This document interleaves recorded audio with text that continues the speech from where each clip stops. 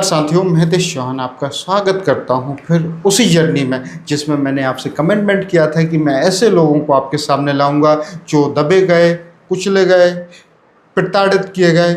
उन्हीं लोगों में से एक हैं जो योगा सिखाते थे, योगा टीचर थे और एक ऐसी कंपनी के लोन के चक्कर में पड़े जिसने उनका जीना मुश्किल कर दिया। कोविड जैसी बुरी परिस्थितियों में उनको प्रताड़ित किया और उन्हें अपना शहर छोड़ने पे मजबूर किया। जो व्यक्ति योगा टीचर थे वो आज दानिश नगर में ठेला लगाते हैं और कितना डिफ़िकल्ट रहा होगा उनके लिए ठेला लगाना। तो जानते हैं हम कैलाश से, कैलाश की कहानी, कैलाश की जुबानी। सर नमस्कार। नमस्कार सर। नमस्कार सर, मैं थोड़ा सा आपके बारे में जानना चाहूँगा, मेरी ऑडियंस भी जानना चाहेगी, तो आपका एक बहुत बेसिक शॉर्ट इंट्रो बताइए। मेरा नाम कैलाश है और बेसिकली मैं हूँ मुंबई महाराष्ट्र से एंड मैं 2018 से योगा इंस्ट्रक्टर हूँ। इसके पहले मैं गुना में योगा टीचर था, जहाँ पे मैंने बजाज कंपनी से लोन भी लिया हुआ था एक्चुअली। एंड एक्चुअली हमारा ऑफलाइन योगा सेंटर चल रहा था, तो हमें उसको एक्सपांड करना था, जिसकी वजह से हमने वो लोन। अच्छा, योगा में सर आप लोग क्या क्या मतलब ऑफलाइन में क्या सिखाते थे? Yoga, aerobics and Zumba classes चलती थी। योगा की भी बहुत सारी चीज़ें थी, जैसे सर्वाइकल है, बैक पेन है, माइग्रेन का भी योगास होते हैं, प्राणायाम हो गए। तो कितने लोग थे आपके इंस्टीट्यूट में उस टाइम पे? इंस्टीट्यूट में तकरीबन 15 से 20 लोग आते थे। 20 लोग आते थे। क्या फीस लेते थे आप लोग? बेसिक जो 1000 रहती है पर मंथ की। अच्छा, कितने बैच चलते थे आपके? 2 बैच रहते थे, सुबह और शाम के रहते थे। अच्छा। तो आपका व्यापार बहुत बढ़िया चल रहा था? हाँ, उस टाइम पे मतलब लॉकडाउन के पहले तो बहुत बढ़िया था। 2018 से शुरुआत की थी, तो 18 और 19 हमारे 2 साल बहुत अच्छे रहे हैं। अच्छा, तो ये व्यापार किस शहर में थे आपके? गुना में था। गुना में। तो आपने यहाँ तक इंट्रो में बताया कि आप प्रॉपर महाराष्ट्र से बिलोंग करते हैं। महाराष्ट्र, मुंबई से बिलोंग करते हैं। लोकल तो मुंबई से एमपी आने की क्या कहानी है? अरे मैं आया था एक दोस्त के थ्रू। तो एक्चुअली थोड़ा सा पीसफुल चाहिए था, तो मेरा दोस्त था वो इधर ही भोपाल में रहता था, तो उसने बोला कि भोपाल आजा, बहुत अच्छा शहर है, पीसफुल है। सर इसमें कोई डाउट नहीं है। तो मैंने बोला चलो। जब मैं आया भोपाल आया तो भोपाल से थोड़ा लगाव हो गया कि यार अच्छा है, बहुत हेक्टिक नहीं, बहुत मीडियम है, मतलब बढ़िया है, सुकून है, रात को शांति रहती है। No doubt. और मुंबई की तुलना में तो बहुत मतलब 24 आवर्स चलता है मुंबई, तो 24 आवर्स है आपको। मैंने देखा है सर कि आप आधी रात में भी निकलते तो आपको फील नहीं होता है कि आप रात में है, तो वो चीज़ रहती है कई बार। तो मेरे को अच्छा लगा, तो हमने सोचा कि चलो अपनी स्किल्स है यही डेवलप करते हैं। तो फिर यहाँ से वो बोले कि यार अपन यहाँ गुना शहर है, वहाँ चलते हैं। उनके कोई रिलेटिव रहते थे, ठीक है, तो उनके थ्रू हम गए वहाँ पे। तो वहाँ पे भी शुरुआत, हालांकि मैं मुंबई जैसे शहर का लड़का, फिर वहाँ उस छोटे से डिस्ट्रिक्ट में जाके सेट होना लगा टाइम, 2-4 महीने 6 महीने। क्या दिक्कतें आई आपको छोटे शहर में, क्योंकि बड़ी मेट्रो सिटी से आने? तो मेट्रो सिटी से एक तो हमें बहुत बड़ी चीजें देखने का उतना बड़ा साधन, हर चीज वहाँ पे इजी अवेलेबल, ठीक है ना। वहाँ पे भी है इजी अवेलेबल, बट थोड़ा सा मेहनत करनी पड़ती है आपको, है ना। और वो तो पहली बार मैं स्टेशन देख के ही बोला कि भाई साहब इधर वाईफाई है कि नहीं है। तो कई बार मैं उनसे तो बोले यार इधर वाईफाई नहीं है अभी। उस टाइम पे, खैर अब तो लग गया है, बहुत बढ़िया बन गया स्टेशन। उस टाइम पे नहीं था उतना डेवलप, और शहर भी उतना डेवलप नहीं था। तो किस टाइम? 2017 की बात है। 2017 में फर्स्ट टाइम गुना गया था मैं, ठीक है। तो बस इस तरीके से, तो मैंने बोला चलो साथ में दोस्त है तो फिर टेंशन किस बात की। नहीं, वो नो डाउट सर, दोस्तों के साथ में बहुत व्यापारिक यात्राएं शुरू होती है। तो हमने शुरुआत की वहाँ पे, तो बहुत अच्छी शुरुआत हुई हमारी, नो डाउट की। तो सर योगा सेंटर खोलने में भी कुछ इन्वेस्टमेंट की जरूरत पड़ी थी? इन्वेस्टमेंट लगी थी, तो कुछ हमने घर से लगाया था, कुछ आधा मैं लगाया था, आधा मेरे दोस्त ने लगाया था। सर दोनों ने कितनी इन्वेस्टमेंट लगती होगी एक योगा सेंटर खोलने में? बेसिक छोटा सा योगा सेंटर अगर आप करते हैं तो 50,000 से 80,000 के बीच में अगर आप मान के चले, एक छोटा सा, क्योंकि मतलब 1 लाख रुपए राउंड फिगर मान लो, तो बहुत बड़ा हो गया, क्योंकि हम थोड़ा प्रोफेशनल भी जा रहे थे, ठीक है। बट अगर आप बेसिक करना चाह रहे हैं तो आपको एक हॉल चाहिए होता है, उसके अंदर का डेकोर जो आपको लगता है बेस्ट आपके अकॉर्डिंग वो आप कीजिए। योगा मैट्स लगते हैं, कुछ योगा के इंस्ट्रूमेंट्स लगते हैं जो आपको चाहिए, म्यूजिक साउंड्स, ये सारी लाइट्स वाइट्स। तो योगा में अच्छा मार्जिन लगता था आपको? योगा का व्यापार छुड़ने के पीछे क्या कहानी रही? आप इतने बड़े शहर मुंबई से आए थे। मैं ऑलरेडी वहाँ पे भी मैं फिटनेस की क्लासेस ले रहा था, और उस टाइम पे मेरा कंप्लीट भी हो चुका था। मैं योगा का सेशंस मैंने किए हुए थे, तो मेरे को इंटरेस्ट था बेसिकली योगा में।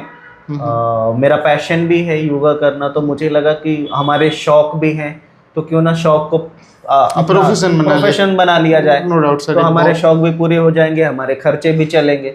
सर एक अच्छा डिसीजन होता है जो आपका प्रोफेशन है। अगर आपके शौक है तो आपको काम करना थोड़ा सा आसान हो जाता है, आपको उस काम को करने में बहुत मज़ा आने लगता है, मज़ा आता है। और ये आपके लिए बहुत अच्छी एक तरीके से उपलब्धि होती है कि आप वो काम कर रहे हैं जिसमें आपको अच्छा लगता है। ठीक है सर, तो सर फिर क्या हुआ आपने? तो बस बढ़िया शुरुआत अच्छी हुई। तो उसके बाद फिर ये हुआ कि यार अब हम, एक ब्रांच थी हमारी, तो हमने सोचा कि अब इसको थोड़ा डबल कर लेते हैं। फिर क्या? क्योंकि अब हम 2 लोग हैं, पार्टनर हैं। हाँ, तो अब ये था कि डबल कर लेंगे तो एक एक सेंटर अपन संभालेंगे। तो कुछ पार्टनरशिप पिसवाने लगे थे क्या? नहीं, पार्टनरशिप में कोई इशू नहीं था। बढ़िया कोऑपरेट चल रहा था, बढ़िया चल रहा था, क्योंकि हमारा माइंडसेट पहले से क्लियर था कि लगाना आधा आधा, जो भी प्रॉफिट होगा आधा आधा। ठीक है, यही होता है पार्टनरशिप का रूल। सिंपल, फायदा होगा नुकसान होगा दोनों झेलेंगे। ठीक है सर। तो ये था हमारा, तो हमारा माइंडसेट पहले से क्लियर था। हमारी आज भी हमारी पार्टनरशिप चलती है, हमने कोई उसमें समझौता नहीं, और आज भी चलता है। तो लोग कई बार देखते भी हमारे फील्ड के जो भी मिलते हैं, तो बोलते हैं यार आप दोनों साथ में काम कर रहे हो। तो बोले कैसा? तो बोले बस हो गया, ठीक है। वो उसको मेरे पे भरोसा है, मेरे को उसके पे भरोसा है कि वो मेरे को चीट नहीं करेगा, उसको मेरे पे है भरोसा कि वो चीट नहीं, तीसरे पे नहीं कर सकते भरोसा। नहीं सर, पार्टनरशिप में तो थोड़ा सोच समझ के ही है ना। बट ये है कि मैं अदर चीज पे पार्टनरशिप नहीं कर सकता। क्योंकि क्या होता है सर, पार्टनरशिप में मेरा जो एक्सपीरियंस रहा है वो थोड़ा सा ठीक नहीं रहा है। मुझे लगता है कि आप पार्टनर को अगर आपने व्यापार में बुला रहे हैं तो आप बैल मार मुझे वाली स्थिति कर रहे हैं। ये तो है, मैं खड़ा हुआ हूँ, आप बैल मार के मुझे चला गया। मैंने योगा के अलावा भी मैंने बिजनेसेस करे हैं, बट जब पार्टनरशिप में हमने किया तो कई बार ये इशू आता है कि अब हम रेंटेड कोई चीज जगह ले रहे हैं, तो कई बार सामने वाला, हम रेंट भर रहे हैं, सामने वाला बोल रहा है अभी अगले महीने मेरे में से कर लेना। नहीं सर, लॉस में बहुत दिक्कत आती है। बहुत सारे पार्टनर ये बोलते हैं कि मेरे पास पैसा नहीं है, तो पैसा नहीं है तो धंधा कैसे मेरे 2 बिजनेसेस ऐसे ठप हो गए। और सर आपके क्या, हमारे खुद क्यों लाखों का हम लॉस उठा के बैठे हैं इस चक्कर में, है ना। तो उसमें भी बहुत सारा लॉस। चलिए मैं अपनी कहानी नहीं बताता हूँ, चलिए फिर इसके बाद क्या होता है? बस फिर इसके बाद जर्नी शुरू होते होते जब हमने 2019 नवंबर में, अच्छा नवंबर में आप बजाज फाइनेंस से परिचित हुए? मतलब हमने नहीं, अक्टूबर नवंबर के बीच में हमने अपना सेंटर ओपन किया, दूसरे नई ब्रांच। ठीक है। तो अब हमने सोचा कि थोड़ा और कमर्शियलाइजेशन करते हैं, थोड़ा बड़ा करते हैं। बिल्कुल सर। हमने 1-1.5 साल तो इतने में कर लिया। अब चूंकि अगर मेंबर्स बढ़ते हैं तो ओब्वियसली आपको स्पेस चाहिए होता है। बिल्कुल सर। अब स्पेस चाहिए तो रेंट भी बढ़ेगा, बिल्कुल, इलेक्ट्रिसिटी भी बढ़ेगी, हर चीज बढ़ती है। बिल्कुल बढ़ेगी सर। तो हमने सोचा कि यार अब इतने में तो पैसा होगा नहीं हमारे पास। तो फिर ऑप्शन क्या था, तो किसी ने बोला कि यार बजाज फाइनेंस में एक बार ट्राई कर लो। तो इत्तेफाक से यह हुआ कि एक बजाज फाइनेंस वाला बंदा हमसे टकरा गया, तो बातचीत हुई, तो बोले हाँ यार मैं करवा दूंगा। तो मैंने बोला चल भाई ठीक है। एक्सीडेंटली आपको लोन मिला तो सर, लोग प्रधानमंत्री बनते हैं, भाग्य किस्मत बोल सकते हैं, बुरा टाइम बोल सकते हैं, कि जब बुरा टाइम होता है तो किधर से भी आ जाता है ना। सर ऐसी कहावत है हमारे गांव में कि बुरे टाइम पे है ना, आप ऊँट पे भी बैठे होते हैं और आपको कुत्ता काट लेते हैं। हाँ है ना। तो ये वही ऐसी कुछ कहानी हो गई। हाँ, फिर हमारे साथ आपने भारत पे से लोन अप्लाई किया, उसमें सारी प्रोसेस बताई, तो उसने प्रोसेस में तो बड़ा अच्छा बताया। हाँ, निगेटिव पॉइंट बताया ही नहीं कि निगेटिव क्या हो सकते हैं। तो हमने अच्छा सुना, तो हमने बोला कि चलो, हालांकि मेरे को पैसों की जरूरत थी और पैसों की जरूरत थी, तो हमने बोला कि चलो ठीक है, उतना कुछ इशू नहीं है, एक छोटा अमाउंट है। कितना लेगा? 1 लाख का सेंक्शन किया था, 1,03,000 का। हाँ। 95,000 कुछ हमारे अकाउंट में आए थे। 8,000 रुपए आपसे प्रोसेसिंग फीस के नाम पे काट लिया, और फाइल चार्ज के नाम पे काट लिया। मतलब आपकी लंका शुरू ही दिन लगा दी। तो आपको ऐसा फील नहीं हुआ कि 8,000? मैंने बोला उनको कि भाई यार 8,000 रुपए प्रोसेसिंग फीस कौन सी लगती है यार भाई।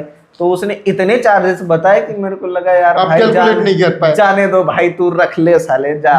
95 तो एटलीस्ट आ रहे हैं। हाँ, एटलीस्ट 95 तो आ गए। तो दोस्तों मैंने बोला चलो ठीक है। सर थोड़ा सा टोकना चाहूँगा, तो दोस्तों एक मैसेज है आप लोगों के लिए, आप जब भी लोन लेने जाएं बिल्कुल भी हड़बड़ी में काम ना करें।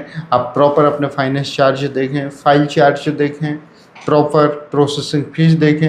सर का एक्सपीरियंस है, देखिए 1,03,000 का लोन लेने गए थे, 8,000 रुपये, 1,03,000 रुपये प्रोसेसिंग फ़ीस के नाम पे काटा गया। इनके अकाउंट में कितना अमाउंट आया? 95,000। आप देखिए, एक योगा टीचर जो लोगों को पढ़ाता है, सिखाता है, योगा सिखाता है, और वो कैसे अब एक लोन के ट्रैप में फंसने वाला था। एक अच्छी भले जीवन की ऐसी की तैसी होने वाली थी, जो सर बताएंगे आगे क्या हुआ फिर। हाँ सर, फिर आपने लोन लिया? लोन ले लिया। अब उसने ये बोला था एजेंट ने कि यार भाई देखो, जब आप लोन ले रहे हो 1 साल तक तो आपका इंटरेस्ट नहीं लगेगा, आप जो भी जमा करोगे वो आपका मूल से डिडक्ट होगा, मतलब जो प्रिंसिपल अमाउंट होगा उससे कम हो जाएगा। तो हमने बोला चलो ठीक है भाई, 1 साल तक ब्याज। तो मैं वही उसको पूछा कि भाई यार ऐसी बैंक मेरे पे मेहरबान क्यों हो रही है, मतलब कि 1 साल तक ब्याज नहीं लेगी भाई। दोस्तों, सर ने बहुत अच्छी बात बोली कि जब भी रिकवरी एजेंट या कोई भी व्यक्ति ऐसा जो मार्केटिंग करने की आपसे कोशिश करे और अपना टारगेट अचीव करने के चक्कर में आपको कोई मिसगाइड करे, तो आपके दिमाग में बस एक ही सवाल आना चाहिए कि बैंक आप पे मेहरबान क्यों हो रही है। क्यों? क्योंकि बैंक मेहरबान नहीं होती है। इनका सिंपल सा कैलकुलेशन होता है, ये एक ही कैलकुलेशन पे काम करती है, और उस कैलकुलेशन का नाम है प्रॉफिट। ये आपको फ़ायदा कभी नहीं पहुंचा सकती। यदि कोई ऐसा कमिटमेंट कर रहा है कि आपको इससे फ़ायदा होगा, तो थोड़ा सा पता करिए, थोड़ा सा बुद्धि लगाइए, ऐसे लोगों के जाल में मत फंसिए। हाँ सर, फिर क्या हुआ? तो उसने यही बोला कि नहीं नहीं भैया, ये हमारे अभी नया कुछ ऑफर्स चल रहे हैं इसके, और एक तो अपन पहचान वाले हैं, तो उसके वजह से भी मैं थोड़ी से कुछ जो भी हो उसमें निकल रहे होंगे ऑफर्स, वो मैं करवा दूंगा। दोस्तों, मार्केटिंग वाला कभी किसी का सगा नहीं होता है। यदि कोई ऐसा बोले कि मैं पहचान वाला हूँ, ये प्रोडक्ट ले लो, ये बहुत अच्छा है, तो यकीन मानना वो केवल अपने प्रोडक्ट की सेलिंग कर रहा है। मार्केट वाला कभी भी किसी का सगा नहीं होता। मेरे बहुत अच्छे दोस्त हैं जो इंश्योरेंस कंपनी और बाकी फाइनेंशियल चीज़ों में जॉब करते हैं। मैं यकीन के साथ कह सकता हूँ, हो सकता है उन्हें बुरा भी लगे, हालांकि उसके लिए मैं पहले ही माफ़ी मांग लेता हूँ उनसे कि ऐसा कुछ नहीं होता है। ये लोग अपना प्रोडक्ट बेचने के लिए अपने पिताजी को भी नहीं छोड़ते। तो सर, तो फिर दोस्त थे। तो वही है कि फिर हमने लोन ले लिया कि बोले चलो ठीक है, बहुत बड़ा अमाउंट नहीं है, चुका देंगे धीरे धीरे से। अब चूंकि हमें ये भी नहीं पता था कि 2020 में लॉकडाउन लगने वाला है। अब सर, वो तो किसी को भी नहीं पता था। तो अब ये हुआ कि जब हमने EMI शुरू किया भरना, उसके बाद से पता चला कि तो सर, कोविड में भी EMI का प्रेशर था क्या आपके ऊपर? इंस्टीट्यूट बंद हो चुका था, आपको गैदरिंग बंद हो गई थी, सारी चीज़ें बंद हो गई थी। तो ऐसे सुनने में आया था मुझे, हम प्रधानमंत्री जी ने कहा था कि EMI वाले परेशान नहीं करेंगे। सर, वो बोलना और राइटिंग में देना एक दोनों अलग अलग चीज़ें। बोल तो दिया, लेकिन सुनने वाले कहाँ? एजेंट तो अपनी मनमानी करता है। लॉकडाउन के टाइम पे भी कई बार ऐसा हुआ कि मेरी किस्तें बाउंस हुई, तो घर पे आके, चूँकि हम रेंट पे रहते थे, तो घर पे आके भी कई बार तांडव, गैर टाइम में आना, सुबह 6 बजे आ जाना, कभी कभी रात में 10-11 बजे रात को आ रहे हैं। अच्छा, सुबह 6 बजे आते? सुबह 6 बजे, रात को 10-11 बजे? 10-11, 12 बजे रात तक। आपको कभी ऐसा फील नहीं हुआ कि डंडा उठाऊं और 3 मार? अरे मेरे को कई बार लगता था कि सब्जी काट रहा होता है, या कई बार ऐसा लग रहा होता, मार देते ना सर, मर जाता, क्या कर लेते, देखा जाता। पर ये था कि यार चलो ठीक है, अब जाने दो, लोन तो लिया है तो चुकाना तो है ही है। पर उनको कई बार मैंने समझाया भी बड़े प्यार से कि भाई मेरी अभी स्थिति नहीं है। दोस्तों, क्या होता है, जब लोन लेते हैं तो हमें ये लगता है कि हम EMI नहीं दे पा रहे, इसलिए हमारे साथ में टॉर्चर हो रहा है। लेकिन किसी भी व्यक्ति को इन नैतिक राइट्स नहीं है कि वो आपकी बेइज्जती करे, आपके घर में ऐसे टाइम पे आए जो आपका पर्सनल टाइम है और आपको डिस्टर्ब करे। तो मैं ऐसी रेगुलेटरी संस्थाओं से भी एक निवेदन करना चाहूँगा कि ऐसे लोगों पर स्ट्रिक्टली कोई ना कोई ऐसा रूल बनाए जिससे कि कस्टमर को प्रोटेक्ट हो पाए। लोन लिया है, इंटरेस्ट देते हैं, किसी कारण से अगर EMI नहीं दी जा रही है तो व्यक्ति चोर नहीं हो जाता है, उसे चोर की तरह ट्रीट ना किया जाए। फिर क्या करते थे सर ये लोग? फिर उसके बाद कई बार ऐसा हुआ है कि 2 EMI मेरी बाउंस हो गई लगातार, क्योंकि मेरी उस समय स्थिति नहीं थी, और मैंने उनको बाकायदा कॉल करके सामने से भी बोला कि भाई ऐसा ऐसा है, मेरी स्थिति नहीं है अभी देने की, और जैसे मेरी स्थिति सही होगी मैं वापस से देना शुरू करूँगा किस्तें। तो बोले कि नहीं, ये आपकी समस्या है, हमारी समस्या नहीं है। इसमें हम क्या कर सकते हम हैं? कुछ नहीं कर सकते हैं, बैंक तो पैसा वसूलेगी क्योंकि हमें ऊपर जवाब देना है। तो मैंने बोला भाई साहब, लॉकडाउन में कोई काम नहीं चल रहा है अभी, तो कैसे दे तो पाएंगे? कैसे दे पाऊंगा मैं, है ना। तो हो गए, यही करते करते हो गया। और मैंने काफ़ी EMIs फिर मैंने जो भी बाउंसेस हुई थी उसको भी मैंने फिर रिपेमेंट किया। उसके बाद भी कई बार ऐसा हुआ कि लास्ट में ऐसा, मतलब जब मैं काफ़ी किस्तें जमा कर चुका था, उसके बाद मेरे पास ऑनलाइन नहीं था पैसा, कैश में आया था। तो मैंने उनके एक एजेंट को जब लेने आया गैर टाइम में, तकरीबन मेरे पास सुबह सुबह आया था वो 6 साढ़े 6 के आसपास आया था। अब उतनी सुबह सुबह आके दिमाग खराब करेगा तांडव, चूंकि रिश्तेदार भी थे तो मैं ज़्यादा बहस भी नहीं कर सकता था। तो फिर मैंने ये बोला कि चल भाई तू कैश ले जा, जमा कर देना। वो लेके गया और ये था कि वो पता चला वो मेरा कैश भी नहीं जमा किया और निकल भाग गया। तो दोस्तों, ऐसे कोई भी एजेंट आपके घर में आते हैं तो सबसे पहले ऐसे एजेंटों से आईडी मांगिए, प्रॉपर सर्टिफिकेट मांगिए। उसके बाद भी आप इसमें अमाउंट मत दीजिए, क्योंकि इनके कोई दीन ईमान नहीं होते इन एजेंटों के। आप बाकायदा ऑफिस जाइए, ऑफिस में जाके जमा करिए और कोशिश करिए, ऑनलाइन का सिस्टम है तो फ़ोनपे या जो भी ऐप आप यूज़ कर रहे हैं उनके ही थ्रू लोन की पेमेंट करिए। किसी भी व्यक्ति को कभी भी केस में देने का मत करिए, भरोसा मत करिए। लोग बोलते हैं, बड़े कॉन्फिडेंस से बोलते हैं कि रोज़ का काम है, भरोसा करिए, लेकिन ऐसा होता नहीं है। ये लोग कई बार अपनी EMI आपसे ले लेते हैं और जमा नहीं करते, जो कि सर के ट्रैप में जाने का एक बहुत बड़ा कारण रहा। फिर सर वो व्यक्ति आपसे ले गया तो उसका क्या हुआ? उसका फिर हमने कई बार बैंक में भी जाके बोला कि भाई ऐसी ऐसी घटनाएं हुई हैं, ये चीज़ें। तो बोलते कि सर वो उसमें हम कुछ नहीं कर सकते, आपने कैश क्यों दिया था, आपको ऑनलाइन देना चाहिए था। तो फिर आपने ये नहीं बोला कि आपका स्टाफ सवेरे सवेरे इतनी बजे कि हमने ऑनलाइन, आप बैंक कौन सी खुली होगी जो हमने, अब टाइम तो देना चाहिए था। और आपका स्टाफ है, आपके पास पूरी इन्फॉर्मेशन होगी, हमने तो आपके स्टाफ को दिया है पैसा, तो ये आपकी रिस्पॉन्सिबिलिटी बनती है। सही बात है। अब वो कहता है नहीं, मेरी रिस्पॉन्सिबिलिटी नहीं बनती।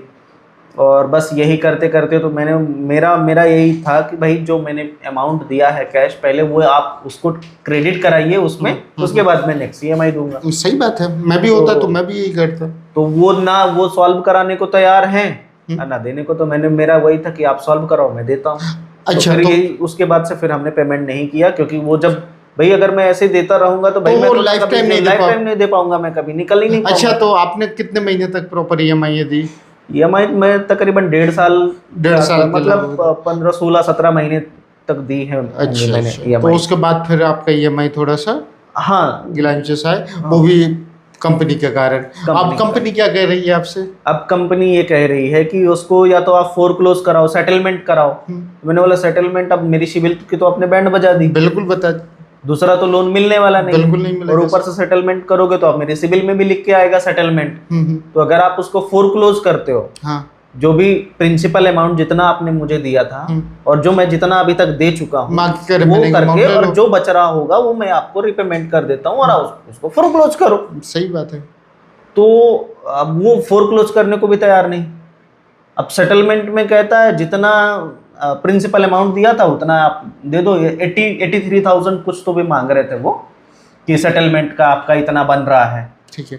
तो सर, जब आप रिकवरी एजेंट आपको परेशान कर रहे थे, जैसा कि आपने मुझे शुरुआत में बताया कि आप शहर छोड़ने पर मजबूर हो गए, ऐसी क्या परिस्थितियां घटी आपके साथ? कई बार सुबह 6 बजे आके किराए के मकान में अगर आप रह रहे हैं, कोई 6 बजे आके आपके घर में तांडव करे, दरवाजा इतनी जोर जोर से, जब सो रहे हों लोग और वो इतनी जोर जोर से दरवाजा पीटे, और ऊपर जो जंगला लगा होता है खिड़की, ऊपर से वो चढ़ के 2-3 लोग बाइक के ऊपर चढ़ के, और ऊपर से आवाज लगा रहे हैं सुबह सुबह 6 बजे, और ऊपर से झांक ताक कर रहे हैं चुपके से कि कौन क्या कर रहा है। तो एक बहुत बड़ा वो चीज बन रहा है कि आप क्यों जाके जाना। तो कई बार हमारे लैंडलॉर्ड ने भी बोला कि आप या तो कंप्लेन करो इनकी। तो मैं जाके एक आध बार कंप्लेन भी करके आया। फिर पुलिस ने कुछ एक्शन लिया? पुलिस ने बोला ठीक है देख लेंगे। सर ही होता है सर, भाई देख लेंगे यही है पुलिस वालों का, तो यही रिएक्शन होता है, ठीक है देख लेंगे। क्यों लिया था लोन? हाँ, लोन दो ना। क्यों लिया था लोन, मतलब क्या होता है? लोन दे क्यों नहीं रहे? क्यों नहीं दे रहे हो लोन? मैंने बोला आप दे तो रहे, क्या किडनी बेचने जाओ? बात सही है सर। फिर क्या हुआ सर? बस फिर वही चलता रहा। उसके बाद से फिर ये कहानी बनी कि ना वो देने को तैयार, वो जो मसला बना हुआ था हमारा वो आज भी वो सॉल्व करने को तैयार नहीं है। तो मैंने भी बोला कि भाई साहब तुमको जितना बढ़ाना है बढ़ा लो, लेकिन मैं जब तक मेरा सॉल्व नहीं कर दोगे तब तक मैं सही बात है, आप EMI पेड कर चुके हैं और अगर वो पेमेंट नहीं हुई है तो आप और कई बार वो मेरे एजेंट्स जो थे वो कई बार ये था कि जब जैसे 2 EMI 3 EMI बाउंस हो गई, तो अब सामने वाला रीजन बता रहा है कि भाई साहब मैं इस वजह से नहीं कर पाया हूँ, तो आप उसकी स्थिति नहीं है, जब जैसी होगी वो रीपेमेंट करेगा, तो आपको उसमें उतना घुसने की जरूरत नहीं है। रिश्तेदारों को कॉल करके कि ये आपके EMI नहीं दे रहे, कॉलिंग का इशू आपके साथ भी आया है? हाँ, मतलब ये EMI 2 बाउंस हो गई है, ये इनका पता नहीं चल रहा, आप पेमेंट कर दो ये। अरे भाई साहब सर ये बहुत एम्बेरस होता है और बहुत बुरा लगता है जब किसी के पास कॉल आता है, बहुत गिल्ट फील होता है जब कोई व्यक्ति कॉल करके बोलता है कि भाई लोन क्यों नहीं दे रहे हो आप। तो सर फिर क्या हुआ? बस तो फिर अब चूंकि जो रिलेटिव्स हैं और कई बार मेरे कस्टमर्स को भी कॉल जाते थे कि ये इस बंदे को जानते हो आप, इस नाम के बंदे को जानते हो, आपका क्या रिश्ता है, आप पेमेंट करवाइए। तो आपको धंधा करना भी बहुत डिफिकल्ट तो फिर जब मेरे कस्टमर्स को कई बार टॉर्चर किया गया तो फिर उन्होंने आके बोला, फिर मैंने उनको अपनी पूरी हकीकत बताई, तो फिर वो जाके भी कंप्लेन करके आए। लेकिन मानता नहीं है सर कोई, आप कितना भी एक्सप्लेनेशन दे दो कि मेरे साथ गलत हो रहा है। पर ये था कि जिनके पास वो कॉल कर रहे थे, पर वो हैं बहुत अच्छे इंसान, आज भी हैं, मेरी उनसे बहुत अच्छी बात होती है और उन्होंने बहुत सपोर्ट भी किया। वो कई बार ऐसा था कि वो मेरे साथ पुलिस स्टेशन भी गए कि भाई ये हमको भी परेशान कर रहा है, इनको भी परेशान कर रहा है, लोन लिया है तो व्यक्ति कहीं भागा नहीं जा रहा, एक्सप्लेनेशन दे रहा है कि मैं इस टाइम तक दूंगा, तो आपको उसमें ज्यादा छेड़खानी करने की जरूरत नहीं है। बिल्कुल सर। जब वो लिखित में भी बैंक को दे रहा है कि भाई मेरी स्थिति नहीं है और 2 महीने 3 महीने बाद जब मेरी स्थिति होगी तो मैं वापस से देना शुरू करूंगा। फिर सर आप गुना छोड़ के भोपाल आ गए? तो फिर इसी चक्कर में फिर मुझे वो शहर छोड़ना पड़ा। फिर शहर छोड़ के फिर मैं वापस, क्योंकि वो कभी भी पहुंच जाते थे किसी भी टाइम।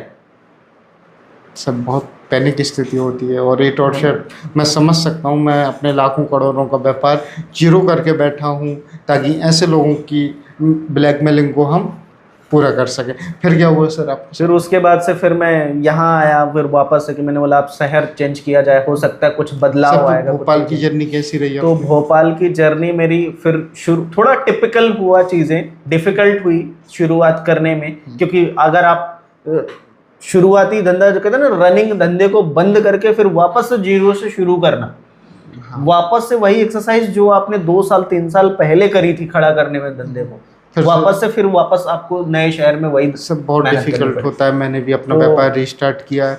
रिस्टार्टिंग इतनी आसान नहीं होती है, बहुत सारे इशू आते हैं और जो पास्ट का कलंक होता है आपका वो आपका पीछे नहीं छोड़ता से। नहीं सर, वो आप छोड़ता ही नहीं है। वो आप यकीन नहीं मानेंगे, ये सीरीज हमने इसीलिए चलाई है कि आप अपने उस कलंक के बारे में बोल सके कि देखो भाई मेरे साथ ये हुआ था, मेरा ये कलंक है, अब आप तय करिए मैं गलत हूँ या वो सिस्टम गलत था। बहुत सारे लोग आपकी बात मान लेते हैं, बहुत सारे लोग आपकी बात नहीं मानते हैं, लेकिन ये है कि आपके मन में एक संतोष रहता है कि आपने अपनी बात को बता दिया है। अब ऑडियंस फैसला करेगी, आपके अपने फैसला करेंगे कि आप सही हो या गलत हो, आपका मन हल्का हो जाता है। सर यही कारण था कि हमने ये सीरीज चलाई है कि आप अपना मन हल्का करिए, आप अपने लोगों को चीज़ें बताइए कि आपके पास जो कॉल आता था, आपके पास जो हमारे रिकवरी एजेंटों ने बदतमीजी की थी आपके सामने, उसका ये कारण था, मैं इस दौर से था, मैं बेईमान नहीं था, मैं पैसा देना चाह रहा था,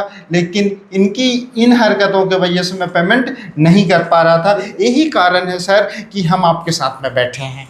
एक्चुअली क्या होता है ना, कई बार लोन पेमेंट इसलिए नहीं हो पाती क्योंकि रिकवरी एजेंट इतनी बदतमीजियां कर चुके हैं। हाँ, ईगो में आते हैं ना लोग, एटीट्यूड हर्ट हो जाता है। उनको ये लगता है कि हम बहुत बड़े शेर हैं, पर ये होता है कि कई बार अब हमारी जगह पे कोई अड़ियल आदमी होता, हाँ बिल्कुल मारता है, बहुत पिटते हैं लोग। वो तो घर में बैठ के और नहीं बहुत पिटते हैं। हमारे पास भी आते थे, हम भी ऐसी तैसी की, हमने भी 2-4 की, बस मारे ही नहीं है, पकड़ लिया था इसको, हमने निकलने नहीं दिया था, है ना। तो वो चीज़ होती है। लेकिन सबसे बड़ी चीज़ ये है कि देखिए, जब तक मेरा ऐसा पर्सनल अनुभव है कि जब तक आपको कोई समस्या यहाँ से ऊपर ना आ जाए तो तब तक आप लोन मत लो। ये मेरा अनुभव है कि लोन मत लो। सर लोन का मेरा एक्सपीरियंस, समस्याएं हैं ठीक है, थोड़ा थोड़ा झेल के निकल जाएगा समय, लेकिन ये लोन वाला अगर आपने मसला घुसेड़ा तो फिर ये एक कलंक अलग से बनेगा। और सर ऐसा माना जाता है, मैं और मेरे दोस्तों में और मित्र मंडली में एक कहावत है कि लोन ऑफर आने के बाद है ना मना नहीं कर पाते। हाँ, अमूमन यही होता है। आपका तो 1-2 लाख का लफड़ा था, हम लोग तो 10-10 लाख 7 नहीं, लाख लोन लो तो कुछ 11-11 लाख फिर के लो लोन तगड़ा हैं, लेकिन सर वो नहीं हो पाता है, फील नहीं आता है। जब आपसे कोई आके बोल देता है ना कि तुम्हारे उस पर 11 लाख का लोन ऑफर है, बताओ करवा दूं क्या, तो मना नहीं कर पाते सर। नहीं, अब मेरे को इसका क्या सॉल्यूशन है अब सर? मेरे को कोई बोलता है ना लोन, तो मेरे को सबसे पहले उसकी संधि विच्छेद आती है। लो ना, बिल्कुल नहीं लो भाई। सर ने बहुत सही किया, लोन का संधि विच्छेद ही होता है, लो ना। बहुत बढ़िया सर।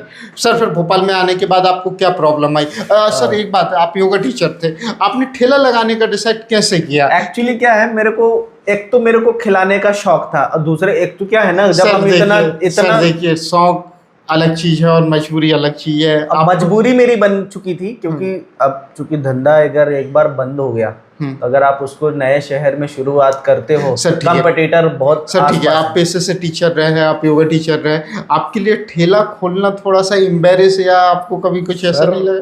सर प्रोफेशनल से आके सीधा ग्राउंड लेवल पे खड़े हो ना, हाँ। मतलब मैं 1 महीने तक तो यही समझाता रहा, बेटा कोई बात नहीं, धंधा कोई भी छोटा नहीं होता, कोई छोटा बड़ा नहीं होता। मैं बार बार वो वीडियो देखता था एक यूट्यूब में, धंधा कोई छोटा बड़ा नहीं होता, धंधा धंधा होता है। तो मेरे को बस मैं वही सुनते रहता था, धंधा धंधा होता है, यही सुन सुन के खड़ा रहता था कि भाई चलो कुछ तो होगा।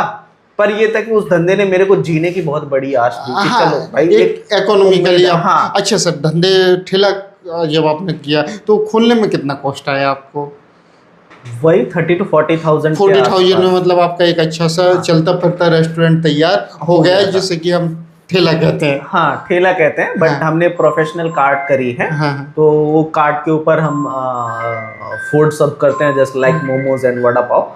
तो वो चीजें रहती हैं, तो लोगों को टेस्ट पसंद आ रहा है, लोगों को व्यवहार अच्छा लग रहा है, तो लोग हमारे पास आ रहे हैं। बट हम उसको ये नहीं, मेरा मकसद ये नहीं था कि भाई यार बिल्कुल मुझे सिर्फ बेचना है, मुझे अपना व्यवहार बेचना है, व्यवहार देना है, वो चीजें। और हालांकि मेरी क्लासेस भी सुबह में चलती है, तो मैं सवेरे अपनी योगा की क्लासेस लेता हूँ, शाम को मैं अपना फूड कार्ट में जाता हूँ। अच्छा, तो मेरी दोनों चीजें चल रही हैं। तो मेरे ये है कि पैशन प्रोफेशंस दोनों चीजें लेके चल रहे हैं कि चलो किसी कदर हम फाइनेंशियली जो स्ट्रगल कर रहे थे तो वो उससे तो थोड़ा बाहर निकले। लेकिन सर थोड़ा डिफिकल्ट होता होगा, एक योगा टीचर ठेला लगाए और मोमोज। सर कभी कस्टमरों ने कुछ ऐसा बोला जिससे वो कई बार जो मुझे पहचानते हैं तो लोग बोलते हैं अरे सर इधर कैसा, तो मैंने बोला बस प्रभु की इच्छा, चल रहा है काम, शौक है। फिर मैं वही बोलता हूं कि अच्छी बात लगती है, आप श्री श्याम बोलते हैं जब भी आपसे मिलते हैं। मतलब मैंने कई बार ऐसा होता है ना कि जब मैं पूरे तरीके से इन सब चीजों के जाल में जब बुन चुका था पूरे तरीके से, रिश्तेदार भी टॉर्चर, ये बैंक वाले भी टॉर्चर, खाटू श्याम मेंटली एकदम अपर लेवल वाला डिप्रेशन एंड ऑल, वो सारी चीजें। मतलब जब कोई ऑप्शन नहीं था तो फिर मेरी एक फ्रेंड है, वो दिल्ली से है वो, तो उन्होंने कहा कि यार एक बार तो खाटू श्याम जाके देख। सर वो एक्सपीरियंस मेरा भी रहा है खाटू तो श्याम। मैंने बोला यार तू क्या बोल रही है? बोले नहीं तू एक बार जाके तो देख। तो मैंने बोला ठीक है, अभी बोल रही है तो चला जाता हूँ, एक और सही।